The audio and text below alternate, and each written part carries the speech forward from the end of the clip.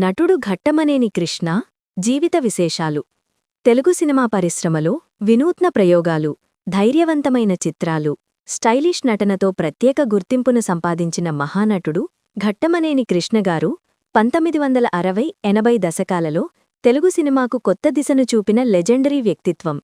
ఆయన జననం 1943 మే 31న ఆంధ్రప్రదేశ్లోని బుర్రిపాలెం గ్రామంలో జరిగింది. చిన్ననాటి నుండి కళలపై ఆసక్తి ఉన్న కృష్ణ విద్యార్థి దశలోనే నాటకాల్లో పాల్గొని తన నటనా ప్రతిభను చూపించారు. కృష్ణగారి తెలుగు సినీ ప్రయాణం 1965లో విడుదలైన తెనేటి తలపులు సినిమాతో ప్రారంభమైంది. తొలి చిత్రానికే మంచి గుర్తింపు పొందిన ఆయన తక్కువ సమయంలోనే పరిశ్రమలో ప్రముఖ హీరోగా ఎదిగారు. సాహసోపేత కథలు, టెక్నాలజీ ఆధారిత ప్రయోగాలు, స్పై యాక్షన్ జానర్ సినిమాలను తెలుగులో మొదటిసారి పెద్ద స్థాయిలో ప్రేక్షకులకు పరిచయం చేసిన హీరోగా కృష్ణ ప్రత్యేక స్థానం పొందారు.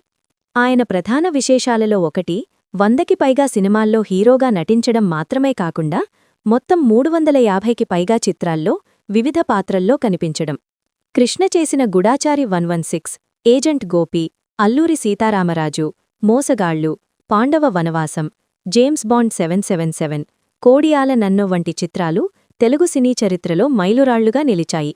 ప్రత్యేకంగా అల్లూరి సీతారామరాజు 1974 ఆయన కెరీర్లో మాత్రమే కాదు తెలుగు సినిమా చరిత్రలో కూడా అత్యంత ప్రతిష్ఠాత్మకమైన పాత్రగా నిలిచింది. చారిత్రాత్మక పాత్రలు చేయడంలో ఆయన చూపిన నిబద్ధత, కష్టపడి పనిచేసే తత్వం అభిమానులను ఎంతో ఆకట్టుకుంది. అలాగే కృష్ణ మంచి దర్శకుడు మరియు నిర్మాత కూడా.